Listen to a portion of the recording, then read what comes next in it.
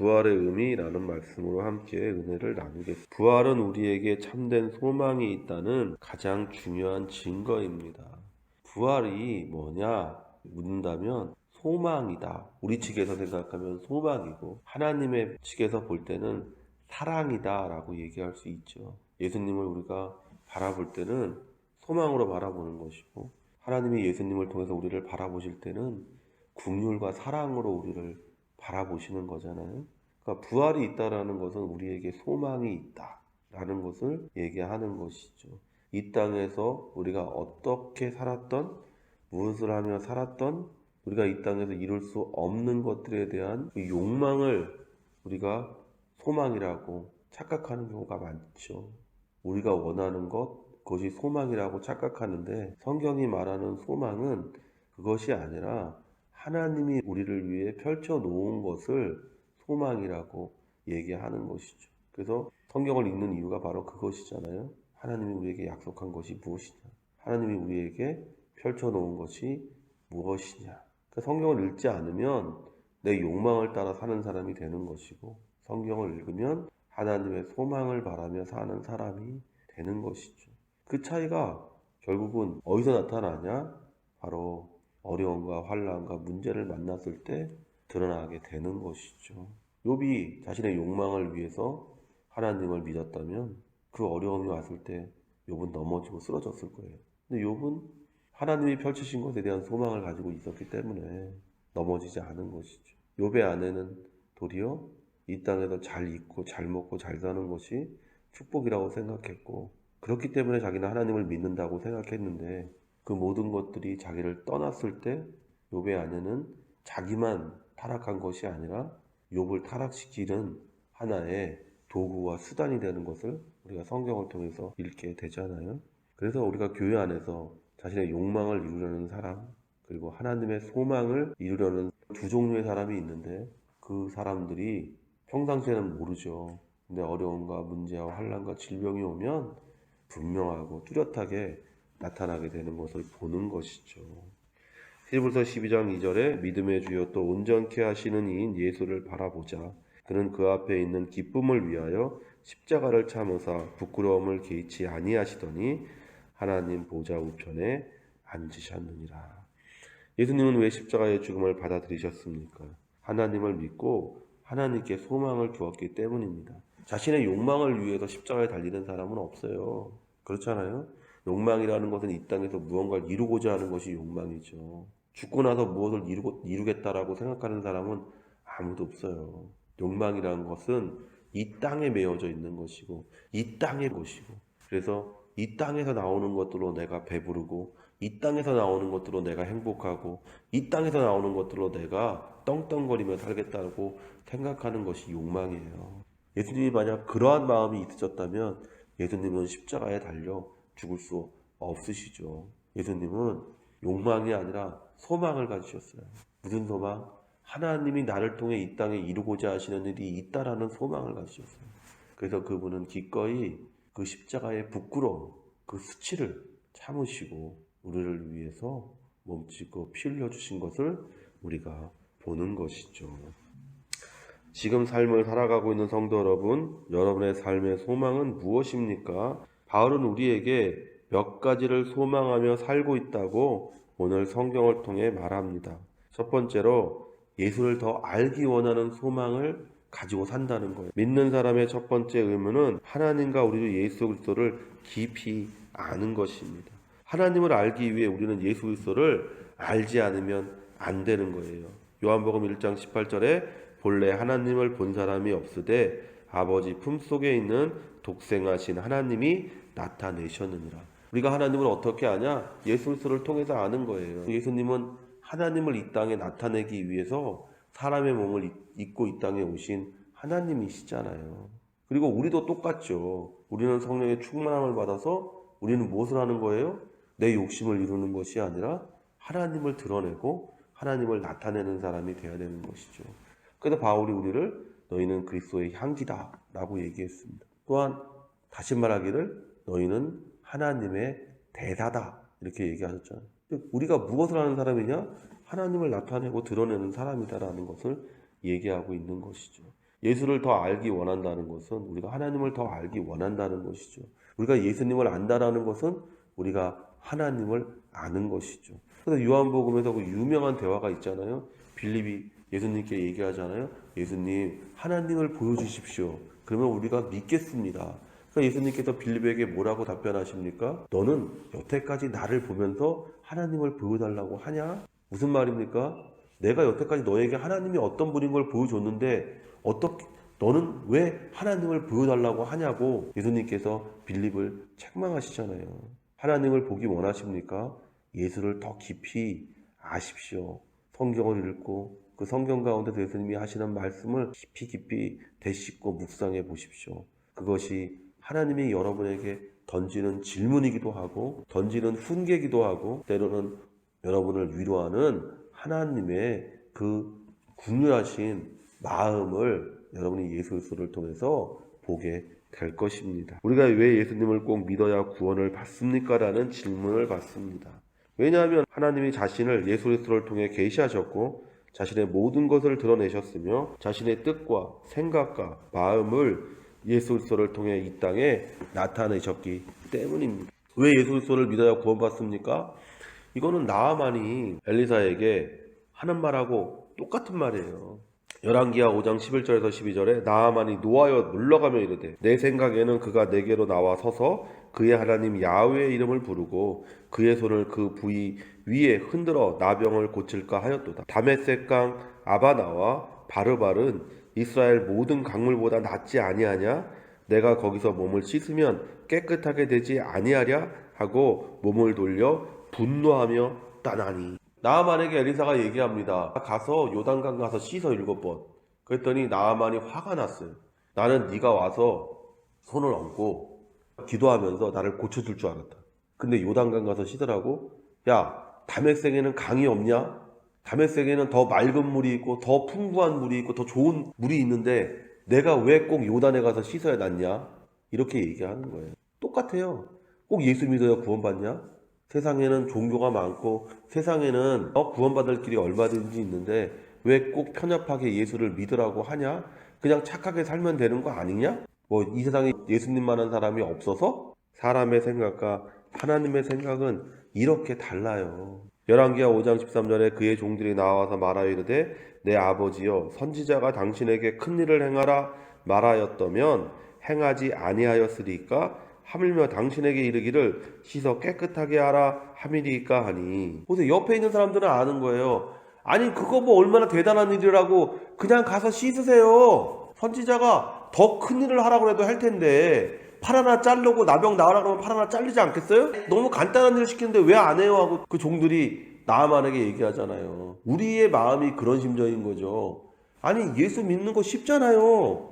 그냥 나와서 내가 예수 그리스도를 나의 개인의 구세주고 내가 죄인됨을 내가 인정하는 거 얼마나 쉬운 일이에요. 그러나 세상 사람들은 그게 쉬운 일이라고 생각하지 않습니다. 그러니까 나아만의 이야기가 성경에 있는 거예요. 그 말 들었더라면 성경이 나아만 이야기를 기록했겠어요? 나아만은 이 세상 사람들을 대표하고 있습니다. 엘리사는 하나님을 대표하고 있습니다. 나아만의 종들은 이 땅에 믿는 사람들을 대표하고 있습니다. 너무 쉬운 거잖아요. 예수 믿는 거. 얼마나 간단한 일입니까? 근데 이 간단한 거를 세상에 전하면 세상 사람들은 나아만과 똑같이 얘기합니다. 왜 그렇게 해야 됩니까? 우리가 왜 타락하고 에덴에서 쫓겨났는지를 생각해 보십시오. 내가 원하는 대로, 내 뜻대로, 내가 중심이 되어 우리는 이 땅에 살고 있습니다. 하나님은 우리에게 그 반대의 길을 제시하십니다. 하나님의 뜻대로, 하나님의 계획 안에서 하나님이 세우신 것들을 바라보며 너희가 살 수 있는지를 묻는 거예요. 그래서 구원은 회개로부터 시작하는 겁니다. 내가 지금 있는 곳에서 돌이키는 것으로부터 시작합니다. 나의 하나님됨을 내려놓고 나의 내 주인됨을 내려놓고 내 생각과 내 감정을 내려놓고 하나님이 말씀하시는 것을 듣는 것, 거기에서부터 구원이 시작되는 것이고 거기에서부터 우리가 천국을 향한 걸음이 축복의 걸음이 시작되는 것임을 절대로 잊어서는 안 될 줄로 믿습니다. 하나님은 예수님을 믿기만 하면 구원에 이르는 길을 주셨는데 사람들은 자신이 생각하는 구원의 길을 원합니다. 이게 지금 세상에서 충돌하고 있는 거예요. 하나님이 제시하신 길과 내가 원하는 길, 그래서 예수님께서 나는 생명이다, 나는 진리다, 나는 길이다 이렇게 얘기해요. 그리고 나로 말미암지 않고는 아버지께로 올 자가 없다. 근데 사람들은 뭐라고 얘기하냐? 아니요, 나는 다른 길로 가겠습니다. 아니요, 나는 내가 원하는 길로 가겠습니다. 예수님 안에 많은 부하가 있습니다. 우리가 예수님을 알아갈수록 우리는 더 많은 만나와 생수를 만나는 기적을 체험하게 됩니다. 이러한 것들을 발견해가는 성도가 되시기를 예수님의 이름으로 축원을 드립니다. 둘째로 부활의 권능을 맛보기 원하는 소망을 가지고 있었어요. 예수 안에서 살아간다는 것은 그분의 부활에 참여한 사람이라는 것입니다. 부활이라는 것은 다른 세상이 있다는 증거인 거예요. 죽음이 모든 것의 끝이라면 부활은 공허한 거짓말에 지나지 않을 것입니다. 고린도전서 15장 19절에 만일 그리스도 안에서 우리가 바라는 것이 다만 이 세상의 산뿐이면 모든 사람 가운데 우리가 더욱 불쌍한 자이니라. 우리가 왜 세상 사람과 다르게 살려고 합니까? 왜 세상 사람과 다르게 말하려고 합니까? 왜 세상 사람과 다르게 생각하려고 합니까? 이 세상이 끝이라면요, 세상 사람처럼 사는 게 좋아요. 예수님께서 뭐라고 말씀하셨어요? 이 세상 사람들은 지혜롭다는 거예요. 이 세상에 대해서 어떻게 해야 내가 부자가 되고 어떻게 해야 내가 편하고 다른 사람보다 더 나은 삶을 사는지 이 세상 사람들은 다 알아요. 그래서 밤새서 일하고 죽어라고 일하지 않습니까? 바울이 오늘 우리에게 얘기합니다. 이 세상뿐이라면 이 세상에서 가장 불쌍한 사람은 누구냐? 그리스도인이라는 거예요. 왜냐하면 우리는 다르게 살잖아요. 우리는 다르게 생각하잖아요. 다르게 말하잖아요. 부활이 없다면 우리는 이 세상에서 가장 불쌍한 사람입니다. 그러므로 부활은 다른 나라에 관한 이야기예요. 즉 천국에 관한 이야기예요. 왜 부활합니까? 부활의 몸으로 어디서 삽니까? 부활의 몸으로 이 땅에 사는 게 아니에요. 예수님은 부활의 몸으로 이 땅에 40일 거했어요. 살았다고 말하지 않아요. 거했다라고 말합니다. 그리고 나서 어떻게 하셨어요? 본인의 나라로 올라가셨어요. 부활은 우리에게 다른 나라에 살 수 있도록 우리를 만들어주는 거예요. 그래서 권능이라고 말하지 않습니까? 부활의 권능이 우리 안에 거하는 거예요. 부활의 권능은 뭐로 나타납니까? 소망으로, 강력한 소망으로 나타나죠. 이 땅에 미련두지 않는 강력한 소망, 이 땅의 것을 추구하지 않는 강력한 소망으로 나타나죠. 다른 나라가 눈에 보이니까, 하나님의 나라가 눈에 보이니까 그 하나님의 나라를 위해서 내가 어떻게 해요? 욕망을 절제하고, 어떻게 해요? 생각을 바꾸고, 어떻게 해요? 삶의 방식을 바꾸고, 남들이 중요하다고 생각하는 것을 허접한 쓰레기로 여기는 그런 삶을 사는 것이죠. 그래서 바울이 우리에게 얘기하지 않습니까? 내가 그리스도의 십자가 외에 나머지 것들은 다 배설물처럼 여깁니다.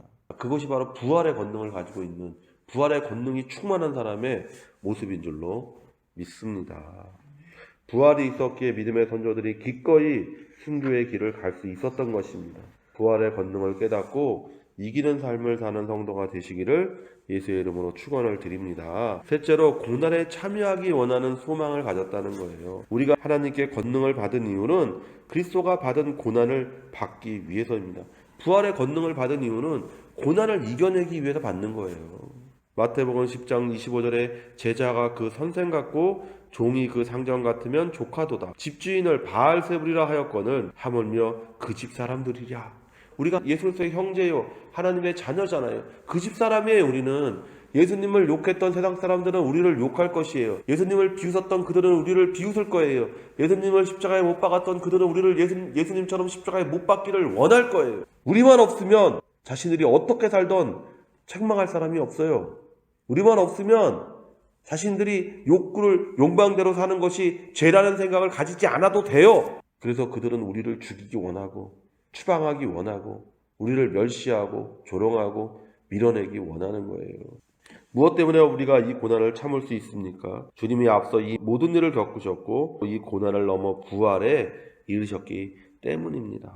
그러므로 우리도 지금 이 고난을 넘어 부활에 이르기 위해 그날의 괴로움을 이겨내는 성도가 되어야 될 줄로 믿습니다. 넷째로는요, 죽으심을 본받기 소망했다는 거예요. 고난의 끝은 죽음입니다. 우리의 죽음이 그리스도 예수의 죽음과 같은 죽음이 되어야 합니다. 세상에는 죽음은 한 가지예요. 그러나 성경에는 죽음은 두 가지입니다. 우리가 열왕기나 역대기나 사사기나 사무엘상 하나 이런 것들을 읽으면 죽음이 두 가지가 있다는 것을 압니다. 하나는 뭐냐? 잠드는 것. 하나는 뭐예요? 죽는 것. 그래서 성경에 보면 믿는 자들이 죽었을 때 성경은 뭐라고 얘기합니까? 그들이 잠들었다. 이렇게 기록하잖아요. 잠들었다는 거예요. 깨어나기 위해서 잠들어 있다는 것이죠. 우리의 죽음이 그리스도와 같은 죽음이어야 됩니다. 그리스도의 죽음은 하나님의 뜻 안에서 죽은 것이잖아요. 하나님의 목적 안에서 죽은 거잖아요. 우리의 죽음이 하나님의 뜻과 하나님의 목적 안에서 죽을 때 그것이 예수 그리스도와 동일한 죽음이 되는 것이죠. 내 욕망을 이루기 위해 살다가 죽는 인생은 정말 불쌍한 인생이고, 내 인생의 욕심과 욕망, 욕정을 이루며 살았던 인생이 아니라 하나님의 목적을 이루며 사는 인생이어야 합니다. 전도서 기자처럼 뒤를 돌아보며 헛되다라고 말하는 인생이 아니라 예수 그리스도처럼 내가 하나님의 뜻을 다 이루었다 말하는 인생이어야 합니다. 그 인생지에 바로 부활의 큰 기쁨이 임하게 되는 것입니다. 다섯째로 부활에 이르기를 소망했습니다. 이 땅에서는 내 마음대로 살면서 죽어서 다시 내 마음대로 살기 위해 부활하는 것이 아니에요. 부활은 바울이 소망하는 순서대로 우리에게도 동일한 과정을 거쳐 주어지는 거예요. 먼저 자기를 부인하는 훈련을 해야 됩니다. 자기의 십자가를 원망하거나 불평하지 않고 묵묵히 지는 훈련을 해야 합니다. 그리고 그리스도 예수의 부르심의 길을 따라 걸을 때 주어지는 것이 바로 부활입니다. 바울은 오늘 우리에게 그것을 희망합니다. 어디서? 감옥 안에서. 빌립보서가 감옥 안에서 쓰여진 글이잖아요. 감옥 안에서 큰 고통과 외로움과 버려졌다는 외로움과 고통과 내일을 알 수 없다는 그 두려움 가운데 바울이 오직 한 가지 소망을 붙잡고 있는데 그것이 뭐냐면 부활에 대한 소망이라는 것이죠. 이 생명이 빨리 끝났으면 좋겠다. 내가 이제까지 하나님을 위해서 살았으니까, 내가 이제까지 그리스도의 복음을 전파하기 위해서 살았으니까 이 세상이 빨리 끝났으면 좋겠다. 그리고 다시금 내가 하나님 안에서 하나님과 함께 살아가는 그 복된 삶이 있었으면 좋겠다라고 소망하는 바울의 간절함을 우리가 보잖아요. 우리도 바울처럼 이 동일한 소망, 이 부활에 대한 이 소망을 가지며 사는 성도가 되시기를 예수 그리스도의 이름으로 축원을 드립니다.